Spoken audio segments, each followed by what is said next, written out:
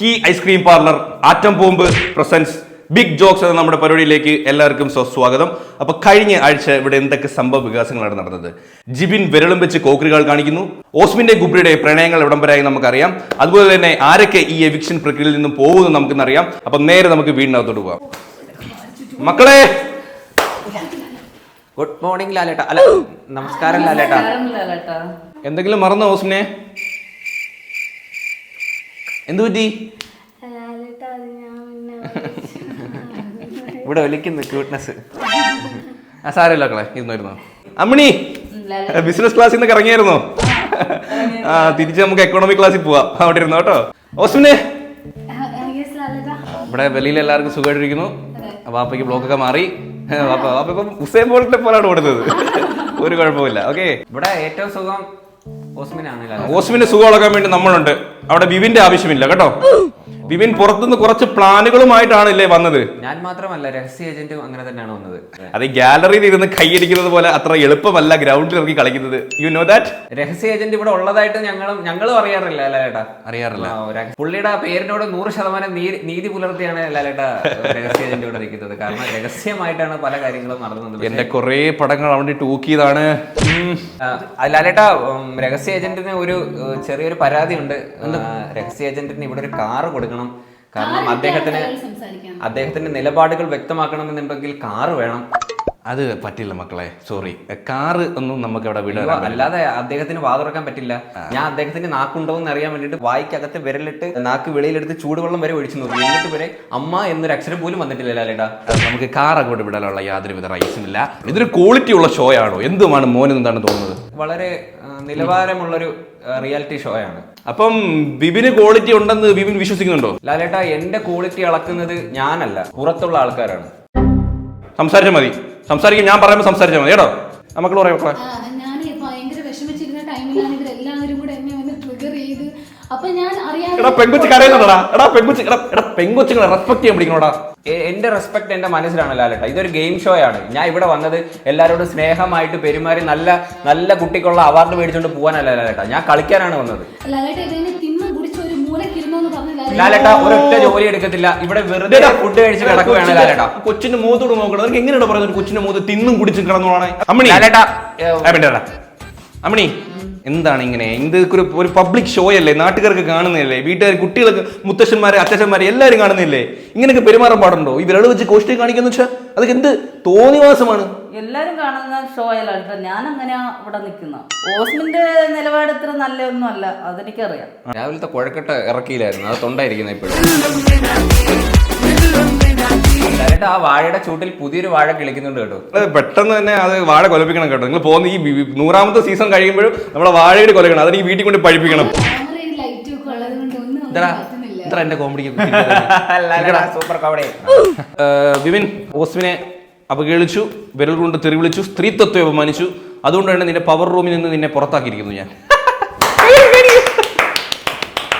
അപ്പോഴൊന്നും എടുക്കാത്ത നടപടികളാണ് ഇപ്പോൾ സംഭവിക്കുന്നത്. അതെന്തുകൊണ്ടാണ് ലാലേട്ട? ഇത് ഇവിടെ കോടതി നമ്മൾ തന്നെയാണ്. നമ്മൾ ഇഷ്ടമുള്ളത് ചെയ്യും, ഇഷ്ടമുള്ളത് കാണിക്കും കേട്ടോ. വേണേ സഹിച്ചാൽ മതി. ഓക്കെ, നിന്നെ ആരും പിടിച്ച് വലിച്ചോണ്ട് വന്നതല്ലോ. ഇനി ഇപ്പൊ ഗെയിം നടത്തണ്ട. ഇവക്ക് തന്നെ കപ്പ് കൊടുത്തോ. കപ്പ് അങ്ങനെ കൊടുത്തൂടാ. അങ്ങനെ കൊടുത്തൂടാ. ഞാൻ ജനങ്ങളുടെ ഇതിൽ സംസാരിക്കുകയാണ്. ജനങ്ങളുടെ ഇതിൽ ജനങ്ങളുടെ വാക്കാണ് എന്നെ നാക്കി കുടിക്കുന്ന വരുന്നത്. അപ്പൊ എത്ര നാക്കുണ്ട് ലാലേട്ട? ലാലേട്ട കോത്തെടുത്ത് തോന്നുന്നത്. ലാലേട്ട കോത്ത് കോട്ട മനസ്സിലായില്ല ലാലേട്ട. കോട്ടെടുത്ത് നേരെ ഇടാനാണ് പറഞ്ഞത്. ദൈവത്തമ്പുരാര് പോലും അറിഞ്ഞൂടാ എന്താ പറയുന്നത്. എനിക്ക് തോന്നുന്നു മക്കളെ സബ് ടൈറ്റിൽ ഇങ്ങനത്തെ ഇടേണ്ടി വരും. അയ്യോ, സബ് ടൈറ്റിൽ ഇടാനും കഴിയില്ല. സബ് ടൈറ്റിൽ ഇടണമെങ്കിലും മനസ്സിലാവട്ടെ ലാലേട്ടാ. തീരെ മനസ്സിലാവില്ല. നീ മിണ്ടായിരിക്കും കേട്ടോ. നിനക്കുള്ള വഴിക്ക് തരാം കേട്ടോ. Shut up your mouth, keep away. ലാലേട്ട, സ്പോക്കൺ ഇംഗ്ലീഷിന്റെ പുസ്തകം പുറത്ത് മേടിക്കുന്നുണ്ട്. 10 രൂപയുള്ളൂ. അതൊന്ന് മേടിക്കണം കേട്ടോ. ഞാൻ പറഞ്ഞു കഴിഞ്ഞാൽ വേണമെങ്കിൽ മോനെ ഇപ്പൊ എടുത്ത് തൂക്കിയെടുത്ത് വിളിക്കളെ. കാണണോ? വേണ്ട. അമ്മണി, ഇനി മിനിക്കുട്ടി ബീഡി ബിഗ് ബോസിനകത്ത് കയറാൻ പറ്റത്തില്ല. ഇനി വലിക്കാൻ പാടില്ല. ഇനി വലിച്ചുകൊണ്ടിരിക്കേണ്ടി വരും. അതുകൊണ്ട് വലിപ്പ് ഇഞ്ഞ് നിർത്തിക്കോ. അപ്പം ഒരു ചെറിയ ബ്രേക്ക് ഞാനൊന്ന് വലിച്ചിട്ട് വരട്ടെ. അല്ല മക്കളെ, ഞാൻ ഒന്ന് പോയിട്ട് ബാക്കി എപ്പിസോഡ് കണ്ടിട്ട് വരട്ടെ. ഓക്കെ,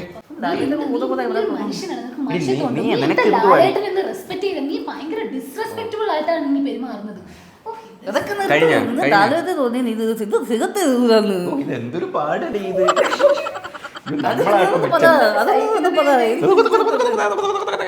അല്ല നിങ്ങൾ നടത്ത് ഈ പരിപാടി.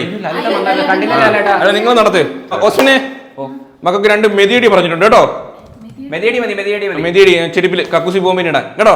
ലാലേട്ടാ അതുപോലെ ഈ മൂക്ക് അടച്ചു വെക്കാൻ വല്ല വഴിയുണ്ട്? എപ്പോഴും മൂക്ക് ചീറ്റി നടക്കുന്നു ലാലേട്ടാ. ലാലേട്ടാ അതെനിക്ക് ഈ കണ്ടു ലാലേട്ടാ വ്യക്തിത്വത്തിനെ ഞാൻ കണ്ടായിരുന്നു എസൻസ് കിടക്കട്ടെ എന്ന്. എന്ത് ഇതാണ് ഓസ്മിൻ? ഇങ്ങനെയാണോ വീട്ടിലെ അച്ഛനും അമ്മയ്ക്കൊക്കെ കാപ്പി കൊണ്ട് കൊടുക്കുന്നത്? മക്കൾ ആ ചായക്കുള്ള ടേസ്റ്റ് വ്യത്യാസം ഉണ്ടായിരുന്നോ? ഇല്ല, ഞാൻ കഴിച്ചിട്ടില്ല ലാലേട്ടാ. ഈ കുബ്രിക്ക് അതാണ് കൂടുതൽ താല്പര്യം. പിഴിഞ്ഞൊടിച്ച ചായ. ഓസ്മിൻ പിഴിഞ്ഞൊടിച്ചാലേ കുബ്രി അത് കുടിക്കത്തുള്ളൂ. അത് ഞാൻ വേറൊരു വീഡിയോ കൊണ്ട് ഞാൻ ഈ ചട്ടിക്കകത്ത് ഇട്ടിട്ടിട്ട് അതെ അതെ ഇങ്ങനെ കഴിക്കുന്നത്. കുബ്രിക്ക് ഏറ്റവും ഇഷ്ടം അതാണ് ലാലേട്ടാ. ലാലേട്ടാ കുബ്രിക്ക് ഉപ്പ് കുറവെന്ന് പറഞ്ഞ അടുക്കളയിൽ എടുക്കാൻ വയ്യാത്തതുകൊണ്ട് ഞാൻ അങ്ങ് തനി സ്വഭാവം ഇതങ്ങനെ ഇറക്കം കണ്ടോ കണ്ടോ? നിങ്ങൾ എങ്ങനെ വന്നത് ഇവിടെ വലിക്കായി ഇതാണോ വന്നേ? ലാലേട്ടാ പകുതി സാലറി കട്ട് ചെയ്യണം. പകുതി ബിഗ് ജോസിന്റെ പകുതി കൂടുതൽ പൈസ അതാണ് തീർക്കുന്നത്. ഇത്. ഈ 16 പേരെ പോറ്റുന്നതിനെക്കാട്ടി നീ ഒറ്റ ഒരു തീർന്ന് വലിച്ചു തീർക്കുക. ഒരു ജോലി ചെയ്യാതെ അസംബ്ലി വിളിച്ചപ്പോൾ അയ്യോ, ഇത് ആരാ പറയുന്നത്? എല്ലാ ജോലിയും ചെയ്യുന്ന ഒരാള്. ലാലേട്ടാ 10ന്റെ പണി ഇവിടെ ചെയ്യത്തില്ല. ചുമ്മാ തിന്നും കുടിച്ച് ഇവിടെ കിടക്കുക. ലാലേട്ടാ ഞാൻ കഴിഞ്ഞതിന്റെ മുമ്പത്തെ ആഴ്ച ഒന്ന് വിറ്റു തൂത്തായിരുന്നു.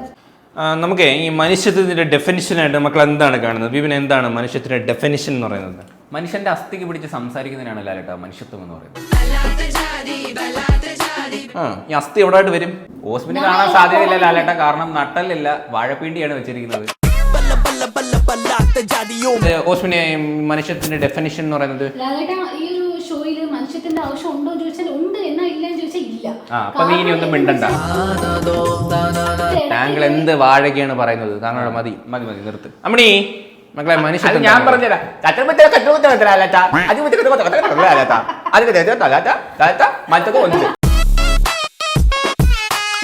ഓക്കെ. ഇപ്പൊ വിപിന് മനുഷ്യത്വം ഉണ്ടോ? മതി പറഞ്ഞത്. ഓസ്മിനെ മനുഷ്യത്വം ഉണ്ടോ? ഈ വീട്ടിൽ എനിക്കാണ് ലാലേട്ടാ മനുഷ്യത്തെ ഏറ്റവും കൂടുതൽ നിറഞ്ഞ കവിഞ്ഞൊഴുകുന്നത്. യോജിക്കുന്നുണ്ടോ മോനെ? ലാലേട്ടാ അത് ഞാൻ മതി പറഞ്ഞത്.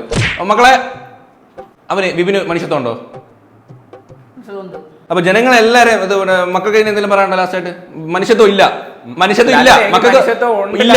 അപ്പൊ നമ്മുടെ ജനങ്ങളെല്ലാരും തീരുമാനിച്ചിരിക്കുന്നു വിപിന് മനുഷ്യത്വം ഇല്ല എന്ന്. ഓക്കെ, അപ്പൊ മനുഷ്യത്വം ഇല്ലാത്ത ഒരു പ്രവൃത്തിയാണ് വിപിൻ ചെയ്തുകൊണ്ടിരിക്കുന്നത് കേട്ടോ.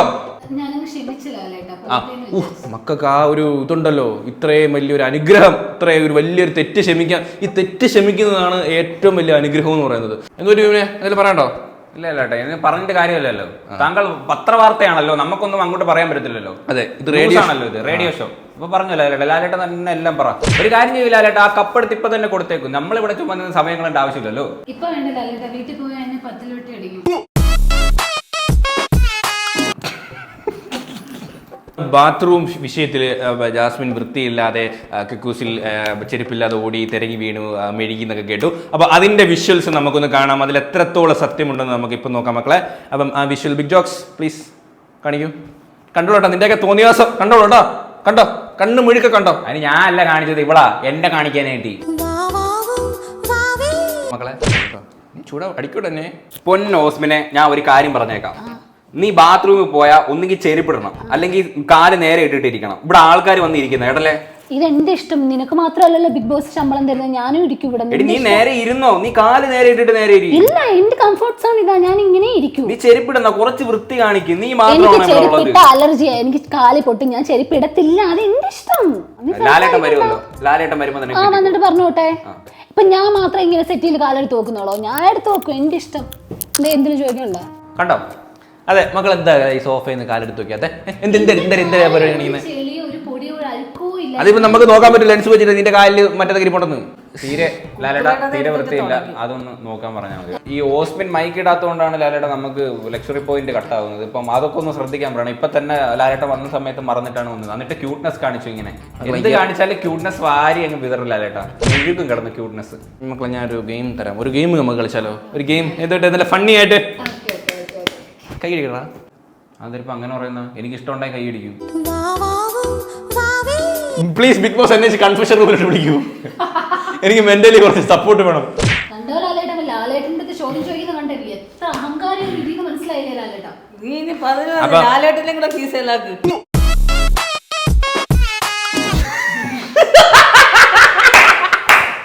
സത്യം ലാലേട്ടാ സത്യം. നമ്മുടെ ഈ ഒരു വീക്കിൽ നമ്മൾ പുറത്തു പോകുന്ന എവിക്ഷൻ പ്രക്രിയയാണ് അടുത്തത് കേട്ടോ. അപ്പൊ ആരായിരിക്കും മക്കളെ പുറത്തു പോകുന്നത്? നിങ്ങളൊരു ഉദാഹരണത്തിൽ നിങ്ങൾ ആരായിരിക്കും പോകുന്നത്? ലാലേട്ടാ എൻ്റെ ഒരു ആഗ്രഹം എന്ന് പറഞ്ഞാൽ ഒരൊറ്റ എവിക്ഷനെ വെക്കണം, എല്ലാരും പറഞ്ഞങ്ങ് വെളി വിടണം. ആണോ? അപ്പൊ ഈ ഷോ 100 ദിവസം പിന്നെ എന്ത് ചെയ്യും മക്കളെ? ആരെ വെച്ച? റോബോട്ടിനെ വെച്ച ബാക്കി ചെയ്യോ? വേണ്ട, ലാലേട്ട വന്നിരുന്ന് അകത്ത് കയറിയിരുന്ന് മെഴുക്. നീ എന്നെ ഉണ്ടാക്കാൻ നിൽക്കട്ടെ കേട്ടോ. നീ അവിടെ ഇരുന്നാൽ കേട്ടോ. അപ്പൊ ഈ ആഴ്ച പോകുന്നത് ആരാണ്? ഓസ്മിനാണോ അതോ വിപിനാണോ? ലാലേട്ടൻ അങ്ങ് പോയി തന്നിരുന്നെങ്കിൽ കൊള്ളാമായിരുന്നു. അപ്പൊ മക്കളെ ഈ ആഴ്ചയിൽ പോകുന്നത് ഒന്ന് പെട്ടെന്ന് പറയൂ ലാലേട്ടാ. മറ്റേ ടൂണിടണോടാ. ടിങ് ടിങ് ടിങ് ടിങ്. അതിന് സമയം കൊടുക്കണം. Osmin you are safe. Vipin